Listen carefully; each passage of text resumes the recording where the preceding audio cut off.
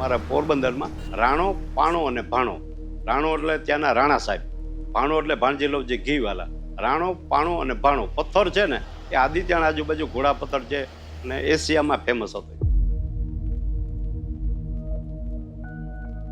વાત કરીએ તો રાજ્યસભાની ગુજરાતની 2 બેઠકો માટે જાહેર થયેલા ભાજપના ઉમેદવારો આજે પોતાની ઉમેદવારી નોંધાવી છે. ભાજપના ઉમેદવાર રામભાઈ મુકરિયા અને દિનેશ પ્રજાપતિ ગુજરાત વિધાનસભા પહોંચ્યા. પોરબંદરમાં સૌથી પહેલા રાજ્યસભા સભ્ય તરીકે મને માન પ્રાપ્ત થયું છે. પોરબંદરમાંથી ક્યારેય કોઈ રાજ્યસભા સભ્ય નથી જીતા. મારું વતન પોરબંદર છે. ઘણા 30 વર્ષથી 35 વર્ષથી રાજકોટ છે, પણ મને ગણાય પોરબંદરનો. આનો આનંદ ઓર હતો એ વખતે, કેમ કે હું તો સામાન્ય કાર્યકર્તા અને વગર માગે પણ નથી આપતી, એને બદલે આવડા નેતાઓએ મારી કિંમત કરીને મને ટિકિટ આપી. એ મારા માટે આખું ભાજપમાં જે કંઈ મેં સેવા કરી કે જે કંઈ કર્યું એ મારી ધન્ય ઘડી થઈ ગઈ.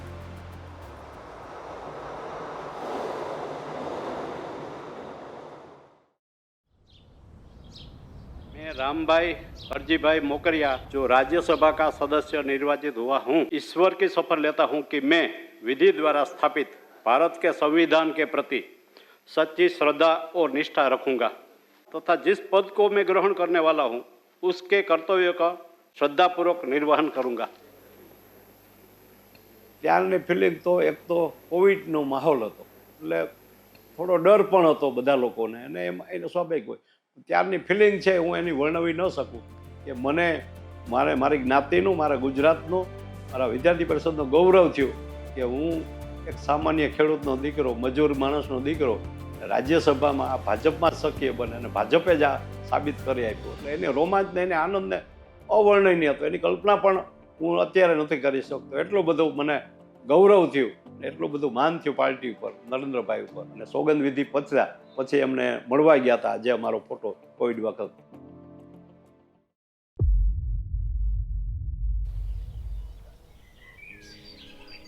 મારો જન્મ 1957માં 1 જૂન અને ભીમ 11 દિવસે થયો હતો. અને ભડ ગામ જે ભાદરને કાંઠે આવેલું છે અને પોરબંદર તાલુકામાં છે, જિલ્લો પણ પોરબંદર છે.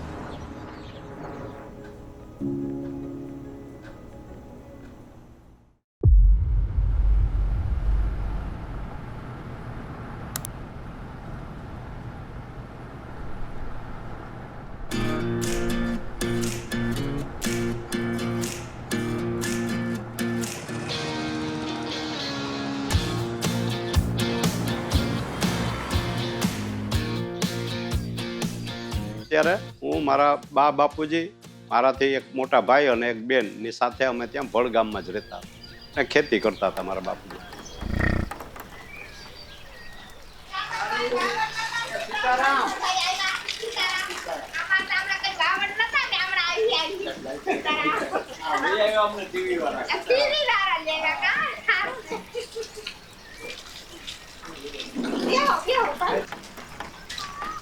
અમે બહુ રમ્યા આખો દિવસ.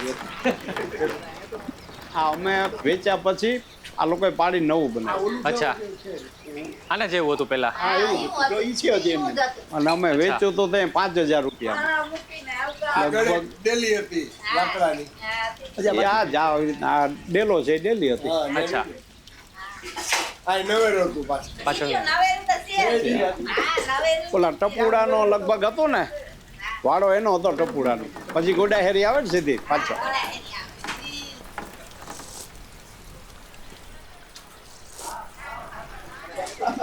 બીજા કાંટો મારલો.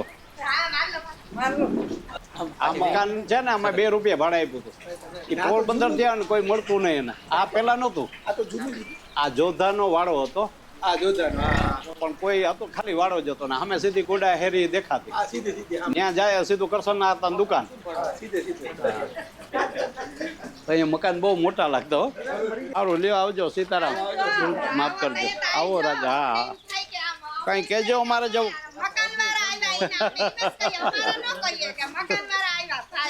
કઈ કામકાજ હોય તો કેજો.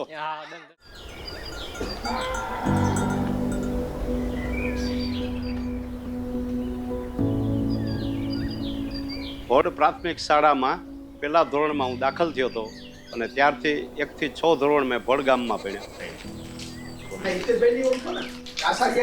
આચાર્ય છે કા એ ભગવાન વાહ આ મને લાગે ઓલું દત્તક ત્યાં ન બેહે ત્યાં તમે બેહો અહીંયા બેહે ન બેહાય તમારી ખુરશી ઉપર અમારે થોડું આ છે ને સ્કૂલ નવી બની અચ્છા મારું ઘર જેવું થયું સામે જે સ્કૂલના રૂમ છે ને એ એકારે 4 કે 5 ઓરડા હતા ઓસરી બાદ સામે સાહેબ આ બધું ગ્રાઉન્ડ હતું 1/657 ભીમ 11 જેટ સુદ આર્યું રામરજી મોકરિયા કબોટી બ્રાહ્મણ ભોળ 157 પછી અરજી જીવા નિસઈ હસ્તક પર્વત પોલા આ કોક મૂકવા આવ્યો છે ભેગો વિદ્યાર્થી તો નવો 3/9/64 આ દાખલ તારીખ હશે ને હારે જ હતા. પણ એ છઠ્ઠામાં વહી ગયા હતા અને હું 7મું પાસ કરી ગયો. કિશોર કુમાર કલ્યાણજી કારિયા લોણા ભળ 1/2/58 જન્મ તારીખ થી 6 ધોરણ મેં ભળ ગામમાં ભણ્યા અને પછી 7મું ભણવા આવ્યો પોરબંદર રામબા વિદ્યાલય. મારી રાજકીય સફર હું પ્રાથમિક શાળામાં ભણતો અને હું સ્કોલર સ્ટુડન્ટ હતો એટલે દરરોજ મારો અને કિશોર કારિયા મારો મિત્ર છે એનો પહેલો નંબર બીજો નંબર દરરોજ આવતો અને એ વખતે જે મોનિટર બને એને ક્લાસનું મેનેજમેન્ટ કરવાનું હોય. રામભાઈ ને હું અમે બંને એક જ ગામડામાં એવું હતું કે સ્કૂલમાં બેસાડે ને ત્યારે બધાની ઉંમર એક સરખી હોય 6 વર્ષ એટલે અમારે બેયને જોગાનો જોગ સાથે જ અમે બેઠા ત્યાં રોજ સ્કૂલેથી છૂટીને 5 વાગ્યા પછી અમે 8 વાગ્યા સુધી એક સાથે જોઈએ લેસન કરવામાં સાથે બહાર રખડવામાં સાથે ત્યારે ફરવું શબ્દ નહોતો રખડતા જ અને બહુ કઠિન ટાઈમ હતો પણ અમે અમારી રીતે આનંદ મેળવી લેતા. તે વખતે ઓલ્ડ એસએસસી હતું એટલે મેં 8, 9, 10 અને 11 એમ 4 ધોરણ કર્યા અને પોરબંદરની બાજુમાં એટલે એનું પરુજ ગામ છે છાયા ત્યાં છાયા દીનદયાળ છાત્રાલય હતું. ત્યારે એ સ્વામિનારાયણ ગુરુકુળ છે પણ ત્યારે દીનદયાળ છાત્રાલય ગુરુદ્વાર હતા. એ વખતે સ્કૂલો હાઈસ્કૂલો હતી નહીં ગામડામાં એટલે ત્યાં જે કોઈ મહેશ્વરાનંદજી મહારાજ કરીને હતા એ બધા ગરીબ વિદ્યાર્થી હોય સગવડ ન હોય એવા લોકોને ત્યાં ભણાવતા અને તદ્દન નિઃશુલ્ક કોઈ પણ જાતની ફી નહીં કોઈ પણ જાતનો ખર્ચો નહીં રહેવા જમવાનું ફ્રી ભણવાનું ફ્રી એવું અમે ત્યાં ફ્રી ઓફ કોસ્ટ ભણ્યા છે. રામભાઈનો સ્વભાવ પહેલેથી જ નેતૃત્વ વાળો છે. અમે ત્યાં ગામડે પડતા ત્યાં પછી પોરબંદરે જોગાનો જોગ હું ભણવા ગયો એ પણ પોરબંદર આવ્યા.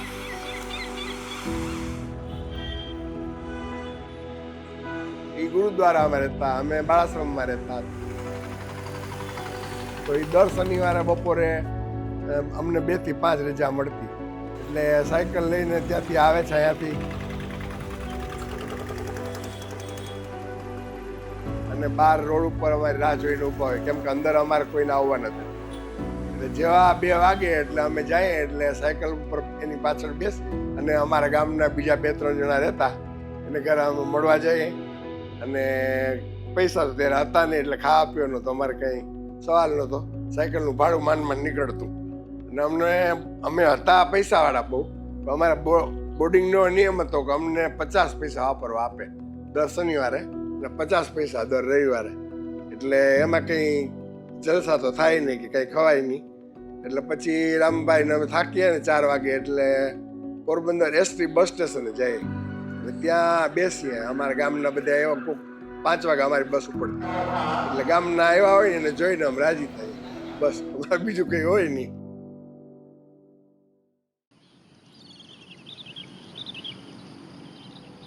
મેં 11મું ધોરણ 56% સાથે સેકન્ડ ક્લાસ પાસ કર્યું. 75માં એક્ઝામ આપી મેં ઓલ્ડ એસએસસી.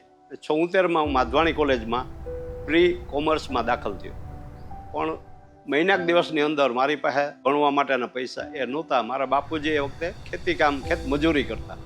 મારે ઘેડ વિસ્તારમાં તો એવું હતું કે ખેતી એક જ રામમોહમ થતી બાકી છેલ આવી જાય એટલે પૂર આવી જાય ને પછી નકામું થઈ જાય. પણ એ વખતે મારા બાપુજી આદિત્યના એક મોટા શેઠ હતા એની વાડીમાં કામ કરતા હતા અને મને કોલેજમાં મારે જવાને અભરખો હતો ગમે એમ કરી મારે કોલેજમાં જવું એટલા માટે મને એટલું નોલેજ નહોતું કોઈ એવું એ વખતે કોઈ એવી સ્કીમો કે એવી કોઈ ગાઈડલાઇન્સ આપવાળું નહોતું એટલે બધા એમ કે તમે બધા કોલેજમાં જાય છે એ બધા જાતા એ કોલેજમાં સાધન સંપન્ન લોકોના દીકરા છે. મેં પણ આગ્રહ કર્યો મારા મા બાપ તો ગરીબ હતા પણ મને એમ થયું કે મારે ભણવું જોઈએ ને શિક્ષણ વિના નકામું છે એટલે મેં દાખલ થયો પણ લગભગ વેરી શોર્ટ 1-8 મહિનાની અંદર મને ફી મારી કોઈ પ્રિન્સિપાલ બહુ સારા હતા તકાણ સાહેબ કે દવે સાહેબ કેવા કોઈ હતા, એની મને ફી પાછી આપી દીધી. મારી જગ્યાએ મૈયારી ગામનો એક મેયરનો છોકરો હતો, એને એડમિટ કર્યો અને એની ફી છે મને પાછી આપી દીધી. તો એ મને એમ થયું કે 276 કે સમથિંગ રૂપિયા હતા, મારા માટે બહુ મોટા. મેં લઈ અને મજૂરી કામ ચાલુ કર્યું.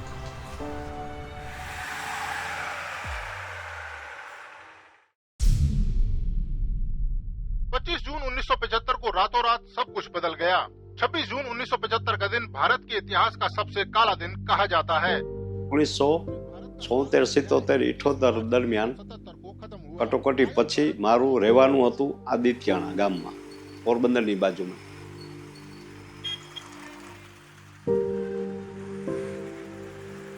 અને એ વખતે આદિત્યાણા ગામે થોડો સિંધી લોકો જે ગામેતી કહેવાય છે એનો ત્રાસ બી હતો. પણ ત્યાં સરપંચ હતા કાંતિભાઈ કારિયા, એ મારા વિચારના હતા. ને મિસામાં એ પણ જેલમાં ગયેલા હતા. એટલે મિસામાંથી છૂટીને આવ્યા પછી શાખા મારે ચાલુ કરવાની ઈચ્છા હતી. હું પોરબંદરના સંપર્કમાં હતો પણ શાખા નહોતી જતી. એટલે મારે ત્યાં એક લાભુભાઈ મહેતા કરીને રાણાઓના ઇલેક્ટ્રિકના બિઝનેસના વેપારી હતા, એના માર્ગદર્શનમાં મેં આદિત્યાણામાં શાખા ચાલુ કરી. પરંતુ બેડલક ત્યારે કે સિંધી લોકો છે, મારી જે હાઈસ્કૂલ હતી પ્રાઇવેટ હાઈસ્કૂલ, એમાં મને શાખા લગાડવાની ના પાડી. એ હિસાબે મેં પ્રયત્ન કર્યો કે કોઈ પણ હોય મારે શાખા ચાલુ કરવી. એટલે મેં પોરબંદરના જે અમારા વસંતરાવજી કરીને હતા એને મળ્યો અને મને એને કીધું કે તમે શાખા લગાડો, અમે તમારી સાથે છે. અને જબરજસ્તીથી મેં શાખા ચાલુ કરી. 1977માં વિદ્યાર્થી પરિષદની સાથે સાથે રાષ્ટ્રીય સેવક સંઘમાં પણ જોડાણો. પછી 76માં એ જ સમય દરમિયાન મારી સગાઈ થઈ ગઈ, 22/2/76ના. મારી પત્ની છે એના બા ટીચર હતા ને એના બાપુજી જીવે કાંઈ, એટલે મારા કરતાં સારી પોઝિશન. એટલે 76 થી 78 અમારી સગાઈ રહી. અમારા સમાજ એટલે હું આવું છું બ્રહ્મ સમાજની પેટા જ્ઞાતિ અબોટી બ્રહ્મ સમાજ. હું પહેલો એવો કદાચ મારા જ્ઞાતિમાં હશે કે હું મારી વાઈફને જોવા ગયો હતો.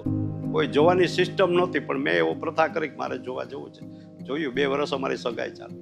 અને એ વખતે મારી પત્ની, મારી પરિસ્થિતિ એને જે કંઈ લાગ્યું હોય એટલે મહિલા કોલેજ ગુરુકુળમાં ભણવા જતી હોય અને મળવા જતો સાયકલ લઈને.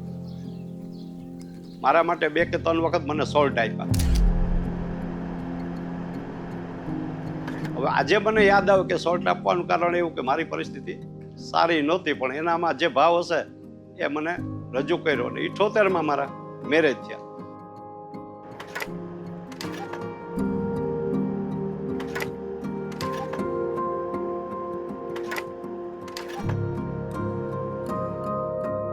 ને લગ્ન કર્યા પછી મને એમ થયું કે જો આવું ને આવું ચાલશે તો મારી વાઈફ છે એ ગ્રેજ્યુએટ થઈ જશે, હું તો એસએસસી પાસ જ રહીશ, તો ડી ગ્રેડ ગણાવ. એના માટે મેં વ્યવસ્થા એવી કરી કે મેં દુકાનોમાં, ઓફિસોમાં નોકરી ચાલુ કરી. નોકરીની સાથે સાથે સવારના કોલેજ અને બપોર પછી નોકરી. એમ કરીને હું જાત મહેનત કરી ને ભણ્યો. ને મારા મોટા ભાઈ છે એ પણ ત્યારે મજૂરી કરતા મારા બા બાપુજી જોડે. એનો કંઈ પગાર જે આવતો એમાંથી મને થોડું ઘણું કોન્ટ્રીબ્યુટ થતું અને હું એ રીતે ભણ્યો.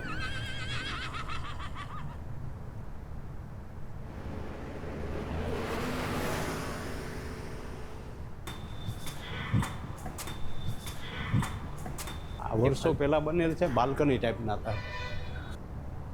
અહીંયા હતો ભાઈ મારો ક્લાસ.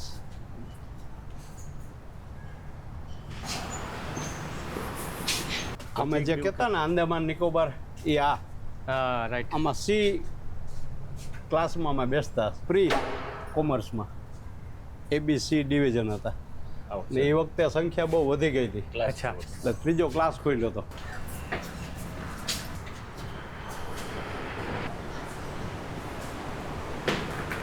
હું આ જગ્યાએ બેસીને ભણતો.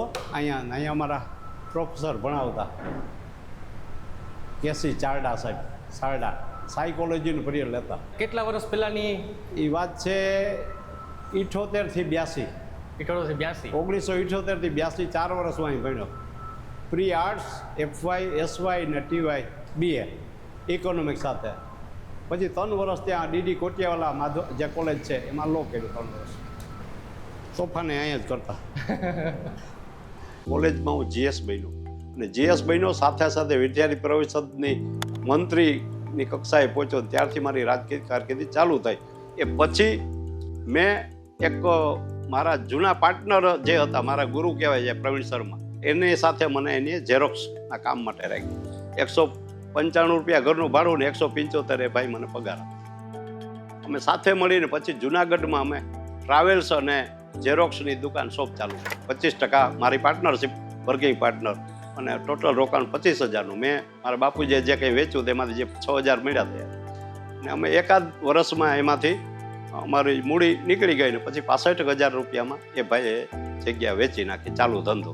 અને એ વેચ્યા પછી મને 10,000 જે એમાંથી એ ભાઈ આપ્યા હતા એની મેં બીજી ગિરનાર ઝેરોક્સ કરીને હતું એની બાજુમાં અમારી ઝેરોક્સ ને ટ્રાવેલ્સની શોપ કરી, અને મારા 2 ભાઈઓને હું ગોઠવીને ત્યાંથી ફરી પોરબંદર આવ્યો.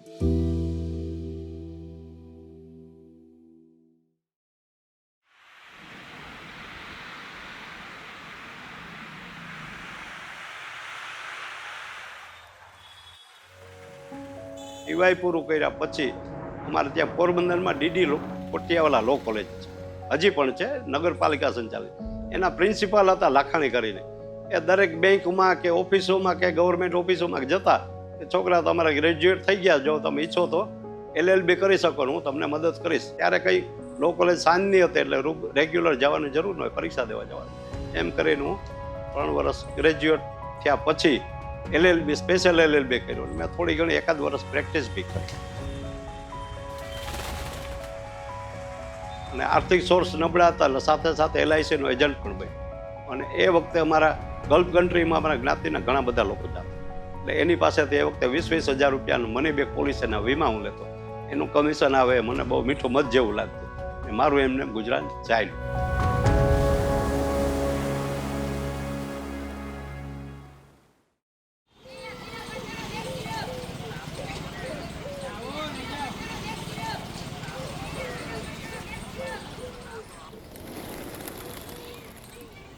પછી 22/6/83 રોજ પોરબંદરમાં ભયંકર પૂર આવ્યું હતું. હું વાડી પ્લોટ વિસ્તારમાં મંદિરની આજુબાજુ રહેતો હતો, ત્યારે ત્યાં પાણી 1 માળ આખો ડૂબી ગયો, એટલું પાણી હતું. અમારી પાસે કોઈ ઘરવખરી ન રહે, ટાઈપરાઇટર હતું ગયું, મારા આલ્બમ હતું લગ્નનું એ ગયું, થોડું ઘણું અનાજ હતું, બધું પલળી ગયું. મારે ત્યારે એક દીકરી હતી નાની, અને એને લઈને અમે બાજુના મકાનમાં પહેલાં બીજાને મદદ કરવા ગયા. થોડી વાર થાય તો અમારે ત્યાં પાણી આવ્યું એટલે અમે બધું છોડી, અને બાજુવાળા એક પુષ્પાબેન બ્રાહ્મણ હતા, એને અગાસી એટલે કે એનું પેલું ફર્સ્ટ ફ્લોર હતો, એની ઉપર ગયા. અમે 2-3 દિવસ અમને સાચવા, અને અંદર ઘરમાં જે પેક હતી વસ્તુ એમાંથી તેલના ડબ્બા અને ઘી જે કંઈ નીકળ્યું પ્લોટને અમે 2-3 દિવસ ભજ્યા કરીને ખાધા. તો અહીં અમને એમ થયું કે અમારા સિવાય કોઈ બચ્યું નહીં હોય. શું કરવા કે પોરબંદર વિસ્તાર એવો હતો, છતાં ત્યાં જો હોડી હાલતી હોય રોડ ઉપર તો કેવું પાણી હશે. અમને એમ થયું કે અમારું ટુકડા મોકર, મારા જે ગામ છે સગાવાલાના જ્ઞાતિના, તો ડૂબી ગયા હશે. પણ બીજે કે ત્રીજે દિવસે જેવું પાણી ઉતર્યું એ ત્યાંથી લોટ લઈને અમને મદદ કરવા ગયા. ઘંટી બધી બંધ છે, તમને લોટ આપીએ ને તમે રસોઈ બનાવીશ. એ વખતે 83માં લગભગ 37 પાણીમાં હું હાલી, અને અમારો જે રાહત નિયામક હતો આપણા HK ખાન, એની પાસે રજૂઆત કરવા હું ગયો કે અમારા વિદ્યાર્થીઓને ફી માફી કરો, એટલા માટે કે જે સંકટ આવ્યું છે. મારા ખુદની પોતાના ઘરની ઘરવખરી બધી તણાઈ ગઈ હતી, અને એના અનુસંધાને મેં રજૂઆત કરી, અને રજૂઆત ફળી, અને બધાને કેશ ડોલ પણ ચૂકવાણી, અને 3 જિલ્લાના વિદ્યાર્થીઓને ફી માફી થઈ. એ દિવસો બરાબર યાદ છે. ને એ વખતે મારું બધું તણાઈ ગયું ત્યારે મારા જે ભાગીદાર હતા પ્રવીણભાઈ શર્મા, એની મને 600 રૂપિયા નવી કડકડતી 6 નોટો આપી, 600 રૂપિયા.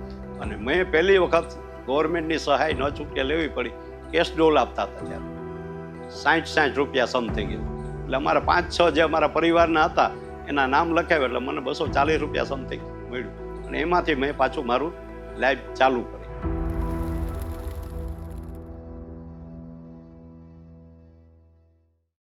અને 83 પછી 84માં મેં શિવ ટ્રાવેલ્સ ચાલુ કર્યું.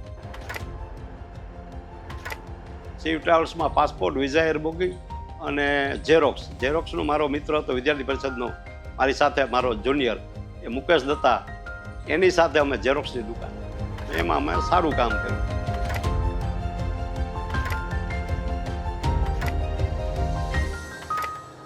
પછી હું એનાથી જુદો થઈ અને મેં કર્યું રામ ટ્રાવેલ્સ. રામ ટ્રાવેલ્સ રામ ભગવાનનું, મારું નામ નહીં, રામ ટ્રાવેલ્સ એ રીતે રાખ્યું.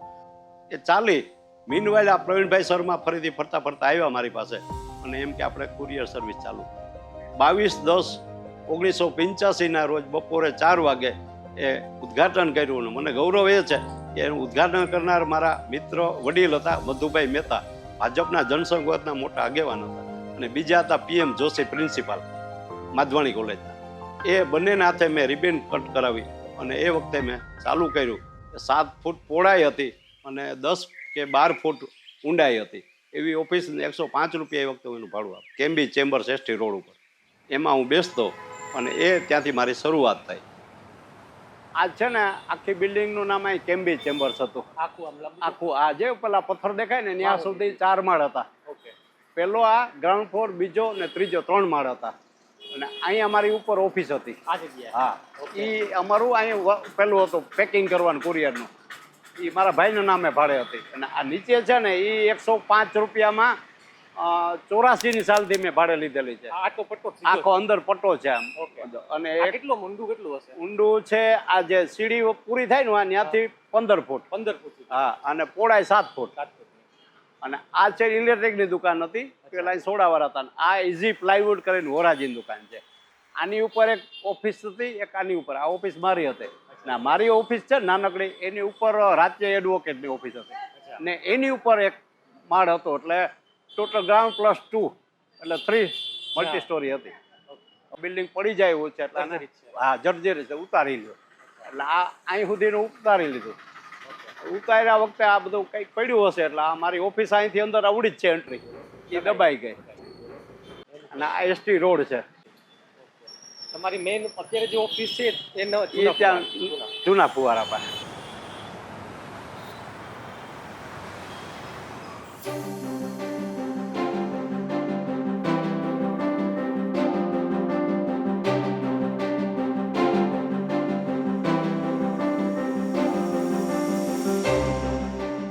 અને સૌરાષ્ટ્રમાં મેં 5 બ્રાન્ચ ખોલી હતી. મારી જુનાગઢ ને પોરબંદર હતી, પ્રવીણભાઈ શર્માની અહીંયા રાજકોટમાં હતી, અને એની એક વેરાવળમાં પણ એની પાર્ટનરશિપમાં ઝેરોક્સની શોપ હાલતી હતી. અને 5મો એક અમારા જેતપુરમાં કારાભાઈ સિયાણી કરીને હતા, કે અમારા સમાજનો હતો. કુરિયર ચાલુ કર્યું તે દિવસે હું એકલો સ્ટાફ, માલિક હું, OTC મેન હું, ડિલિવરી બોય હું, પેકિંગ મારે કરવાનું, ઓપરેશન હું કરું, બધું હું જ કરતો. એટલા માટે કે અમારી પાસે ટાંચા સાધનો કોઈ બીજી વ્યવસ્થા નહોતી, અને એટલી હિંમત નહોતી કે અમે ઇન્વેસ્ટ કરીને પગારદાર માણસ રાખીએ. સૌથી પહેલાં શરૂઆતથી 22/10/85થી મેં પહેલી ટ્રીપ કરી પોરબંદરથી દરરોજ અકેલાની ટેક્સીમાં સાંજના અપડાઉન કરવા. 7 વાગે ત્યાંથી નીકળીએ, અહીંયા 12 વાગે પહોંચીએ. રાજર્ષી સિનેમાની સામે અમારી ઓફિસ હતી,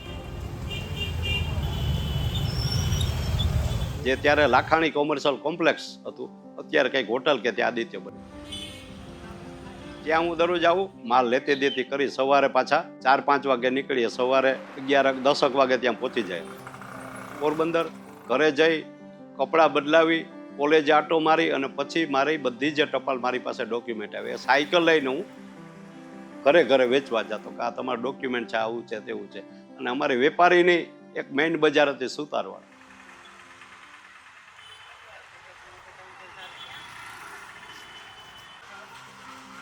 સુતારવાળામાં બધા વેપારીને ડોક્યુમેન્ટ દરરોજ હું દેવા જતો. એ મારો દિવસ બપોર સુધી થાય. બપોર પછી જમીને ફરી હું એ જ દુકાનોમાં જાઉં કે ભાઈ કંઈ છે ડોક્યુમેન્ટ, કેમ કે ત્યારે કોઈ પિકઅપ સર્વિસ ના આપે. સાંજના પિકઅપ સર્વિસ ચાલુ કરનાર કુરિયર કંપનીમાં હું પોતે હતો. એને OTC મેન કહેવાય. ટ્રાવેલિંગ કરે, બેગ લઈને બધો સામાન જે તે જગ્યા દેતા જાય, લેતા આવે. એમ કરીને મેં 8 મહિના મેં કામ કર્યું. ને અમે લેતા પોરબંદરથી રાજકોટનો 1 રૂપિયો, ને ડ્રાફ્ટ હોય તો 2 રૂપિયા, સુરતનો ડ્રાફ્ટ હોય તો 3 રૂપિયા, અમદાવાદના 2 રૂપિયા. આવી અમારી સિસ્ટમ ત્યારે હતી. મારે કામ સારું મળતું, અને મારો એનો એક ગુણ ફાયદો એ હતો કે હું વિદ્યાર્થી લીડર હતો પોરબંદરમાં. અનામત આંદોલનમાં મેં ખૂબ ભાગ ભજવ્યો. અને બેંકોવાળાને હું બેંકો બંધ કરાવવા જતો, ફોન કરીને, ભાઈ બંધ કરો ને કે તોફાન કરશું. ખાલી ધમકી આપતા, કરતા નહીં ગઈ તોફાન. એ બંધ થઈ જતી. એવા બધા લોકોનો મારે પરિચય હતો. મેં કુરિયર જ્યારે ચાલુ કર્યું ત્યારે એની જ પાસે ગયો કે મેં હવે ધંધા ચાલુ કર્યો, મને મદદ કરી. ત્યારે બેંકવાળા કુરિયરના કામમાં બહુ અઘરી વાત. એક SBS બેંક હતી, એમાં જોશી સાહેબ કરીને હતા, એ કુદરતી બ્રાહ્મણ હતા. એની મને મદદ કરીને કે અમે તને ટ્રાયલ બેઝ ઉપર પોરબંદરથી રાજકોટનું એક કવર આપીએ, જીમખાના બ્રાન્ચ. એનું સરકારી ડોક્યુમેન્ટ હોય કે કેટલો લેતી દેતી થઈ દો. એ ચાલુ કર્યું, અને એને હિસાબે ધીમે ધીમે ચાલુ થઈ ગયું. અને પછી બ્રાન્ચની સંખ્યા વધારતા ગયા. અને એમાં એક મને બીજો મોટો ફાયદો થયો, મારા સમાજ. અમારી પાસે કોઈ વ્યવસાય નહીં, કોઈ બીજી આવડત નહીં, કોઈ બીજી આવક નહીં, કોઈ બીજું અમારી પેઢી નહીં. પણ આ જે વિદ્યાર્થી મારી યારે કોલેજમાં ભણતા અમારા સમાજ, એ લોકોને મેં ધીમે ધીમે હાયર કર્યા કે ભાઈ તમે આવો મારી સાથે જોડાઓ, અને એને ભાગીદાર બનાવ્યો. કુરિયર કંપનીની જે ફ્રેન્ચાઇઝી એમાં 50% સીધો ભાગ, અને ઉપરાંત જો એનું ન ચાલે તો એને અમે સબસિડી આપીએ, લોન આપીએ, મદદ કરીએ, આવું બધું કરતા. એટલે ધીમે ધીમે અમારો ગ્રોથ ચાલુ થયો. અમારી પાસે મૂડી નહોતી ત્યારે અમે માત્ર 5,000 રૂપિયા મેં 2% વ્યાજે લઈ રમેશભાઈ ટુકડિયા પાસેથી અને આ વ્યવસાય ચાલુ કર્યો. પણ લગભગ 6-8 મહિનામાં અમારો વ્યવસાય સેટઅપ થઈ ગયો, અનુભવે ઘડાતા ગયા. ધીમે ધીમે પછી અમે અમદાવાદ ઓફિસ ખોલી, બોમ્બે ખોલી, એમ કરતાં કરતાં 32મી ઓફિસ મેં મોરબીમાં ખોલી હતી, મને બરાબર યાદ છે. અને અમારા જે ગામડાના વિદ્યાર્થી કે જે હતા અમારી સાથે ભણતા, એને તો એવું થાય કે અમે તો ગમે તો ખેતરમાં કામ કર્યું છે.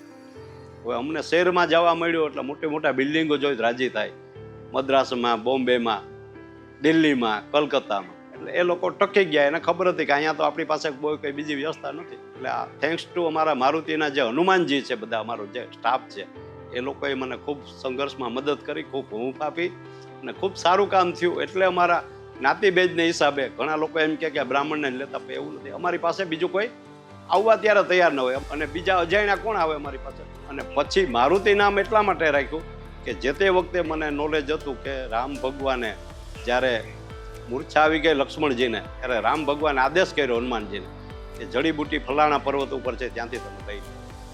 એટલે હનુમાનજી લેવા ગયા, પણ એને નોલેજ નહોતું કે કયા પર્વતમાં કઈ વૃક્ષમાં જડીબુટી છે.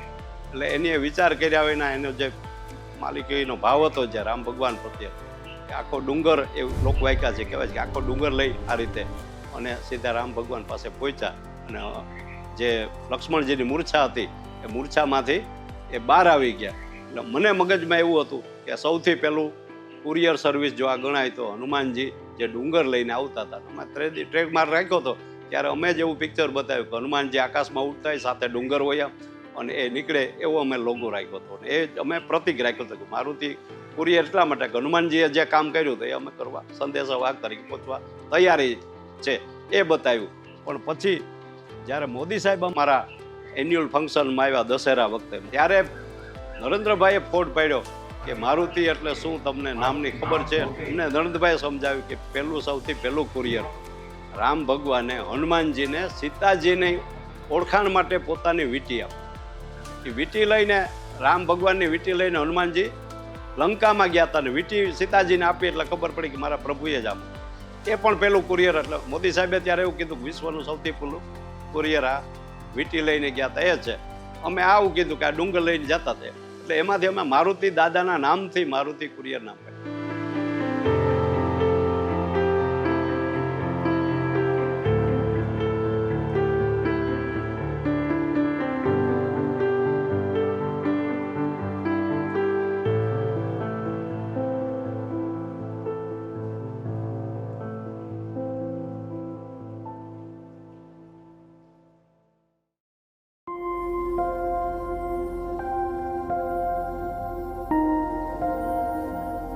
હું જે મકાનમાં રહું છું એ ગુણોત્તરાય આચાર્યનું મકાન.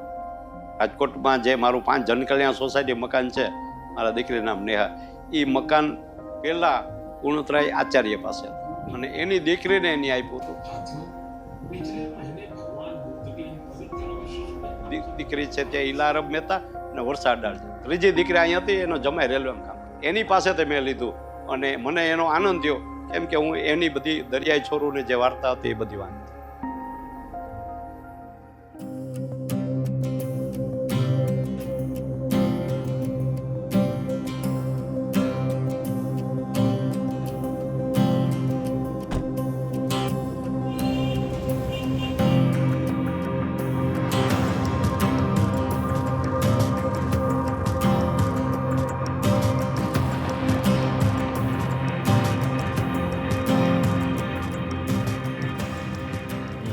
બોલો. ના ના વાંધો નહીં. ક્યાં લેવાનું છે? હા, કોને કહેવાનું છે? મારા ઇન્ટેલિજન્ટ ટ્રાન્સપોર્ટમાં બોલો. માણસ નીચે છે ને. સૌથી પહેલી ચૂંટણી હું પોરબંદર નગરપાલિકાની 1989માં હું લડ્યો. અને તે વખતે પોરબંદરનો માહોલ બીજા શહેરો કરતાં અલગ હતો. ત્યાં એવું કહેવાતું પોરબંદર કે પોરબંદર શિકાગો છે, કારણ કે ત્યાં 10-12 ગેંગ કામ કરતી. ખાસ મુખ્ય 2 ગેંગ હતી, મેર અને ખારો. પણ એમાં પછી પેટા ગેંગો થઈ અને એ ટોટલ 12 ગેંગ હતી. મને ભારતીય જનતા પાર્ટીએ 1989માં જે ટિકિટ આપી એ વોર્ડ નંબર 12 હતો, વાડી પ્લોટેરી. પોષ વિસ્તાર પણ હતો અને પછાત વિસ્તાર પણ એ જ હતો. એમાં મારી સાથે પ્રવીણભાઈ હિંડોચા અને એક જોશી દાઢી કહેવાતા. જોશી દાઢી, અમે 3 ભાજપમાંથી ઊભા હતા. બીજે અન્ય જગ્યાએ ઊભા હતા પણ કોઈ ચૂંટાણા નહોતા. અને 3 સીટ અમારી નગરપાલિકામાં એ વખતના 12 ગેંગની ટોળકીના માણસો લગભગ અમારી સાથે લોકશાહી ઢબે અમે લડ્યા. અને બીજી 2 સીટ ખારવાવાડ વિસ્તારમાં સમજૂતીમાં આવી હતી.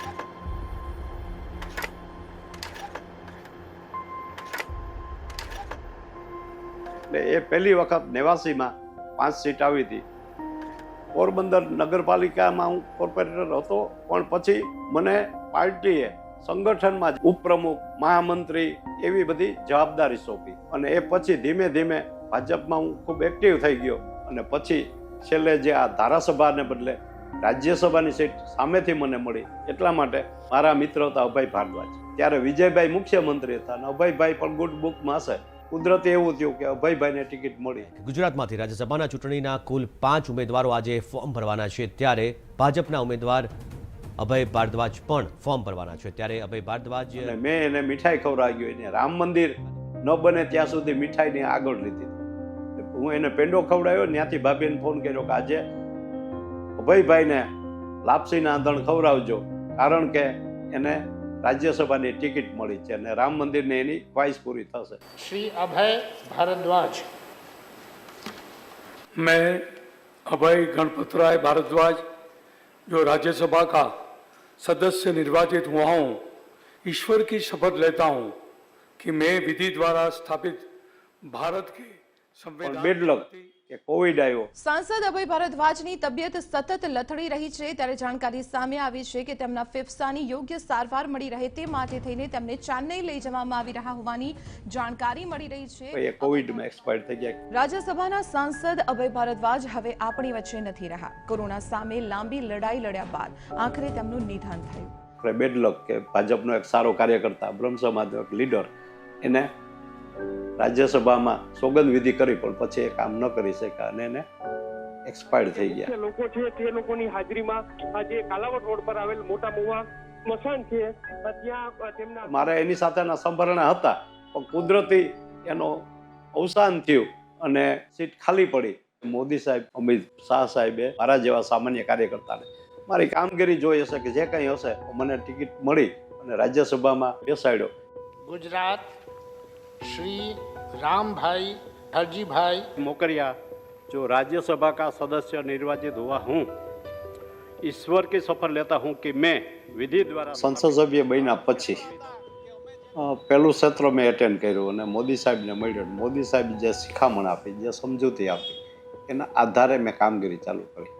પણ મારી કામગીરી બીજાથી થોડી અલગ એટલા માટે છે કે જે લોકો કોઈ પણ આવે, સમાજના લોકો હોય, પાર્ટીના લોકો હોય, નાનો કાર્યકર્તા, મોટો કાર્યકર્તા, જે કોઈ આવે એનું કોઈ પણ જાતનું કામ હોય, વ્યાજબી કામ કરી દેવાની હું નેમ સાથે અહીંયા બેસું છું. પછી કોર્પોરેટર લેવલનું કામ હોય, સામાન્ય સંગઠનની વાત હોય, કે કોઈ અધિકારીની કોઈ તકલીફ હોય, અથવા કોઈ વિકાસના કામ હોય, કે કોઈ ઘણી વખત કોઈ પાર્ટીનો કાર્યકર્તા હોય તો એવી અપેક્ષા રાખતો કે એના સગા હોય નોકરી કરતા એની ટ્રાન્સફરની કામ. મેરિટ ઉપર હું જઈને કોઈ પણ જાતના નાત જાત કોઈ પણ ભેદભાવ વિના માત્ર મારે કામ કરવું છે અને મારી ડિગ્નિટી જે રાજ્યસભાના સભ્ય તરીકે છે, પણ ના ગ્રામ પંચાયતનું કે નગરપાલિકાનું કે કોર્પોરેશન લેવલનું કોઈ પણ કામ આવે હું એમાં મારો વિવેક બુદ્ધિ વાપરી અને કામનો અંત આવે, નિવેડો આવે એવી કામગીરી કરવા તૈયાર હોય છે. અને એવા કામ ઘણા અમે કર્યા છે. બધાને કોઈ દિલ્હીનું કામ મારું ન હોય, નાના નાના કામ હોય કાર્યકર્તા, બધાને હું બોલાવું છું, બધાને સાંભળું છું, બધાનું સોલ્યુશન કરું. એનાથી મને સાંજના આનંદ આવે કે ભાઈ મેં સારું કામ કરવામાં, ગ્રાન્ટ મંજૂર કરવામાં બને છે. ગ્રાન્ટમાં એવું રાખું છું કે સરકારના પૈસા જ હું ટ્રસ્ટી છું, એનો દુરુપયોગ ન થવો જોઈએ. એનું કોઈ કમિશન કોઈ ખાઈ જાય મને પસંદ નહીં. એટલું મને યોગ્ય લાગે, વ્યાજબી લાગે, સાચું કામ હોય, સારું કામ હોય, વિકાસનું કામ હોય એને જ હું આપું છું. મોદી સાહેબ એક વખત જેને નજરમાં હશે છે એને કોઈ દિવસ ભૂલતા નથી. ક્યાંય ને ક્યાંય એને કંઈ ને કંઈ પદ આપે છે એના આચાર વિચાર કે એનું કેરિયર જોયું. એના માટે હું ખરેખર નરેન્દ્રભાઈ મોદી સાહેબ અને અમિત શાહ સાહેબે મારી જે જૂની કામગીરી હશે કે જે કંઈ મારામાં ગુણ અવગુણ કે જે કંઈ હશે એ જોઈને મને ટિકિટ આપી. એના માટે મારી આ જિંદગી આખી ધન્ય થઈ ગઈ. એ પાર્ટીએ મને અવરું મોટું પદ આપ્યું. એ ખૂબ જ કપરો સમય હોય તો મારુતિ કુરિયરનો ક્યારે એવો સમય આવેલો છે કે એવો ડાઉનફોલ ફેસ કરેલો છે? ના, એવો ક્યારેય અમને ભગવાને એવી કોઈ તક નથી મળી કે અમે ડાઉન થઈ ગયા હોય ને પછી પાછા ઊભા થાય. અમારું ઉત્તરોત્તર પ્રગતિ થઈ.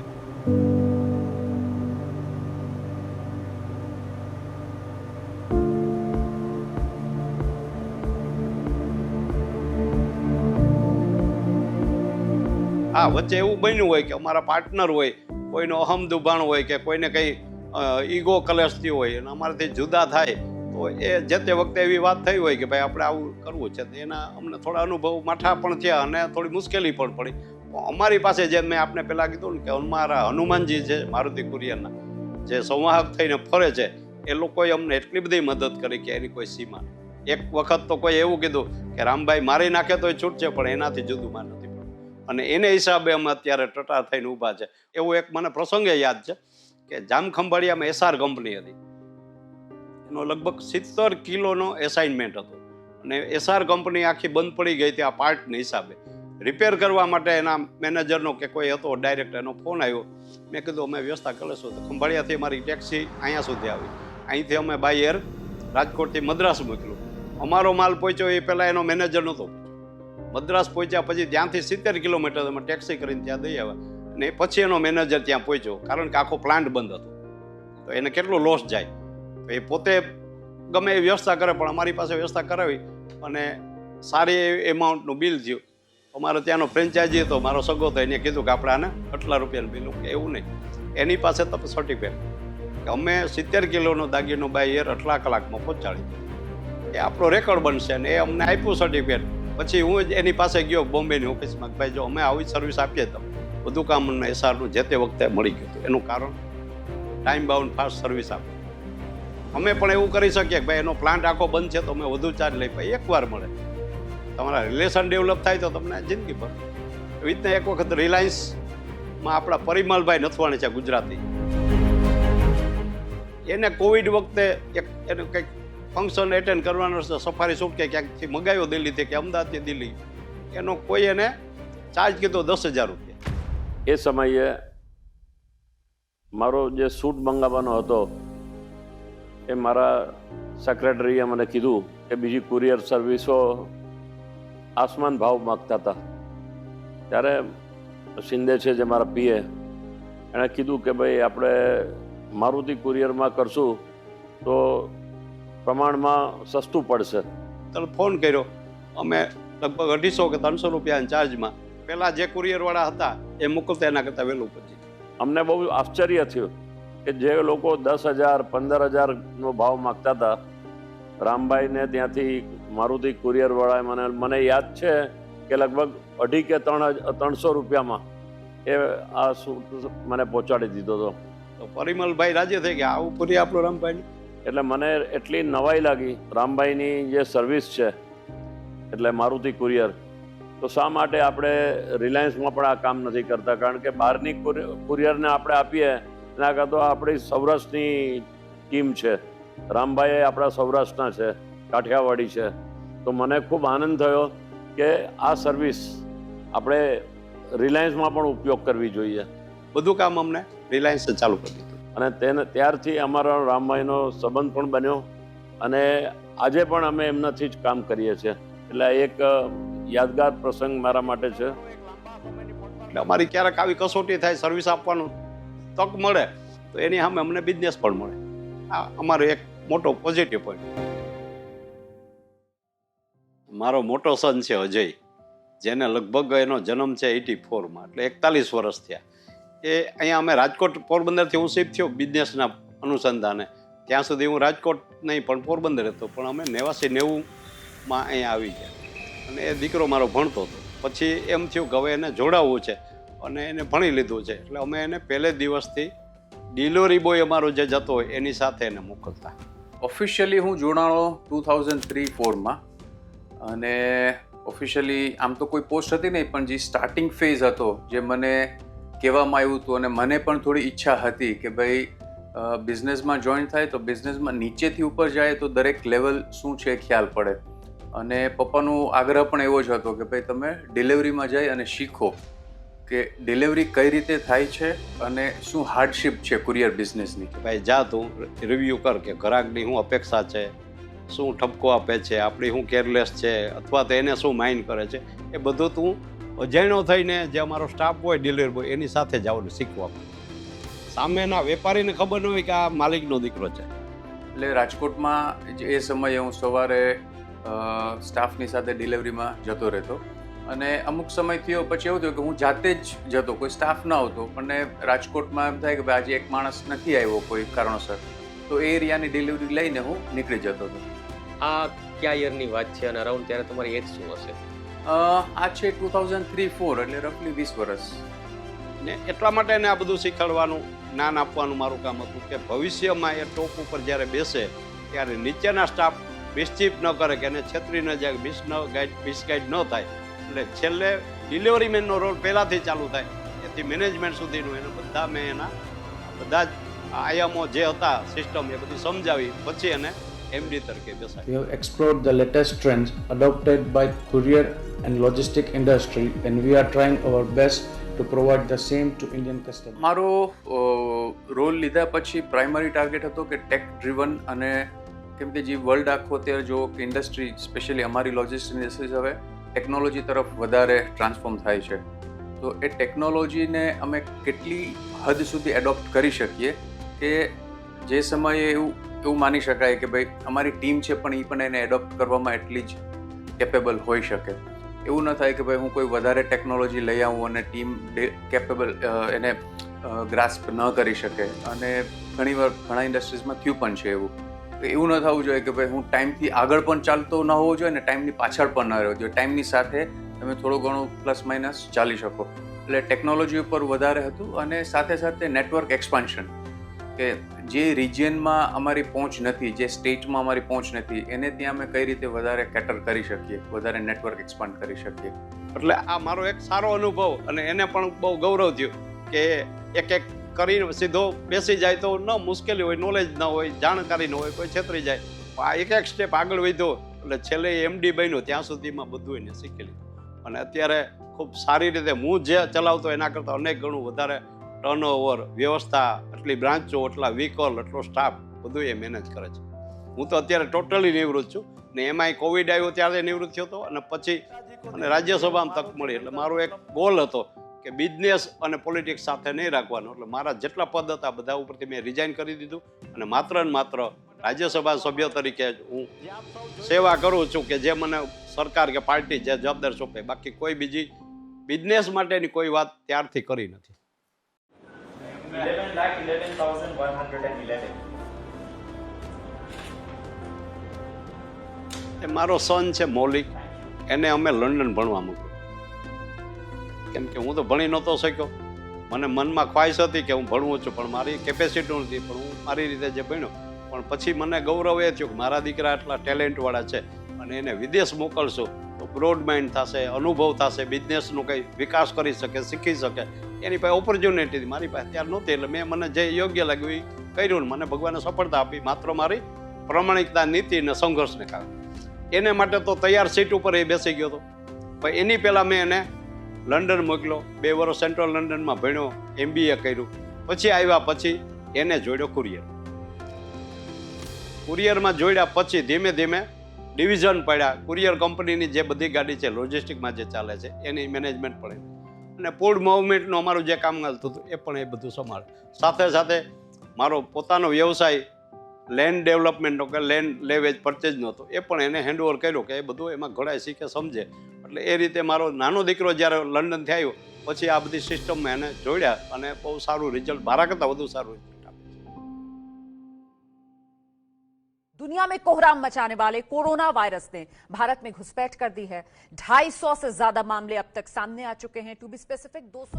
हिंदुस्तान को बचाने के लिए, हिंदुस्तान के हर नागरिक को बचाने के लिए, आपको बचाने के लिए, आपके परिवार को बचाने के लिए आज रात 12 बजे से घरों से बाहर निकलने पर पूरी तरह पाबंदी लगाई जा रही है।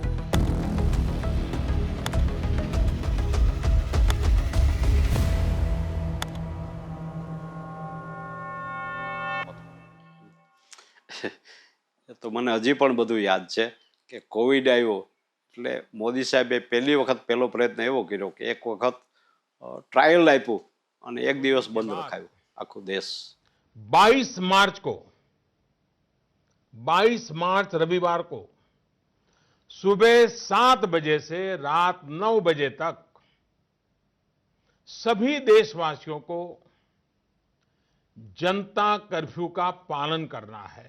એના ઉપરથી સાબિત થઈ ગયું કે બધાને મુશ્કેલીઓ તો છે ને મોદી સાહેબ કહેશે એમ બધા આગળ વધશે। પછી મોદી સાહેબે ઓલ ઇન્ડિયામાં લોકડાઉન કરાવી દીધું। पूरे देश में आज रात 12 बजे से संपूर्ण देश में संपूर्ण लॉकडाउन होने जा रहा है। आज रात 12 बजे से घरों से बाहर निकलने पर पूरी तरह पाबंदी लगाई जा रही है। ત્યારની જે વિટંબણા મુશ્કેલી હતી આપણે બધા જાણીએ છીએ।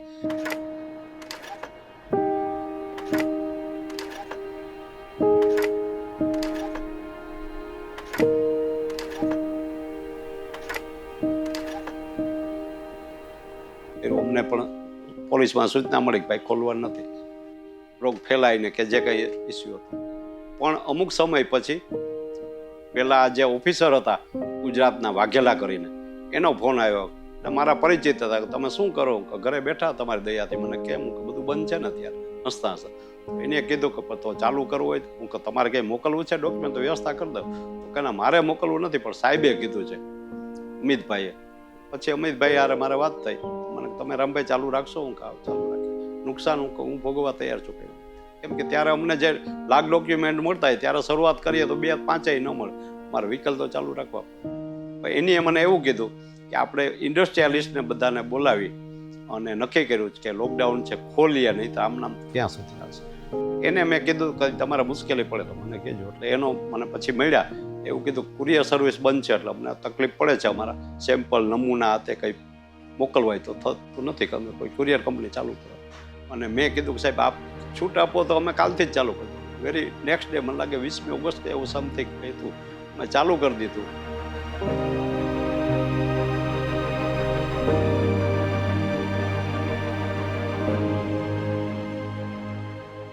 શું કરવા કે રાષ્ટ્ર માટે આ કરવાનું હતું, મારા પ્રોફિટ માટે, અને મારા જેવા લોકોની જવાબદારી પણ બનતી થઈ। હું રાજ્યસભાના સભ્ય પણ, મારી જવાબદારી બનતી કે આ દેશમાં આ જરૂરિયાત છે તો આપણી પાસે વિકલ્પ છે, વ્યવસ્થા છે બધી, અને આપણા મનમાં ભાવ છે તો અમે ચાલુ કર્યું।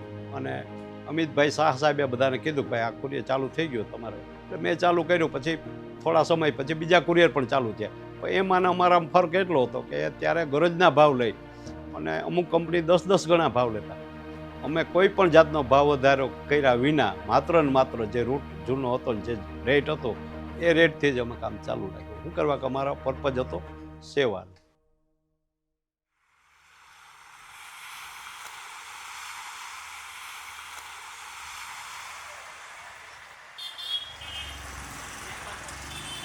મેં પહેલે દિવસે જ્યારે 22-10-85 ચાલુ કર્યું ત્યારે કોલેજમાં એક મારો મિત્ર હતો ચંદ્રેશ સામાણી, ક્રિકેટર પણ હતો અને સાયકલની એજન્સી પણ એની પોરબંદરમાં। પહેલે દિવસે એની મિલન સાયકલ સ્ટોરમાંથી મને એક કવર 1 રૂપિયામાં બોણી કરાવી, એ કવર અમે અહીં રાજકોટ બીજે દિવસે પહોંચાડ્યું। એ મને યાદ છે, બીજે ક્યાંયથી શું બુકિંગ થયું કે એ વખતે મને બહુ ખ્યાલ નથી, પણ જુનાગઢમાં, વેરાવળમાં, પોરબંદર, જેતપુર અને રાજકોટ આ 5 સેન્ટર મને પહેલે દિવસે 1 રૂપિયાનું કવર મળ્યું।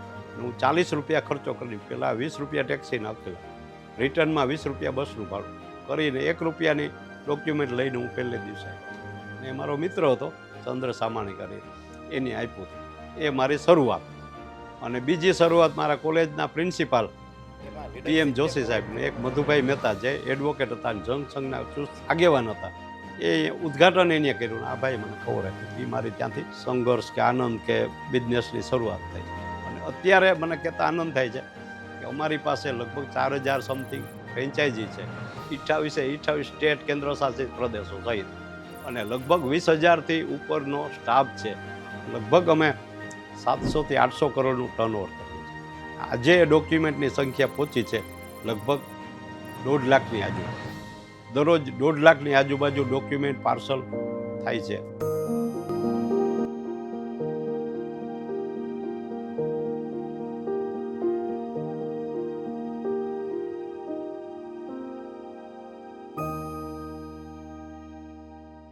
श्रीमान मोकरिया राम भाई। साहब वंदन प्रणाम।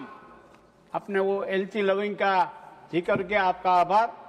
मेरा उसी टाइम मन ये था, मैं नया नया आया तब, कि बड़े बड़े लोग हैं वो जोका खा रहे, कभी सुस्ती में रहते, तो मैंने सोचा कि लविंग इलायची से उसको थोड़ा, ऐसा तो नहीं बोल सकते जोका मत खाओ, तो वो हिसाब से हैबिट हो गई। और आपने मेरा जिक्र किया तो मेरे को बोलना पड़ेगा, शायद ये ग्रह में खाने की छुट्टी होगी नहीं होगी मेरे को पता नहीं है, लेकिन कोई ना नहीं बोला, इसका मतलब कि मेरे को सपोर्ट मिला। Thank you.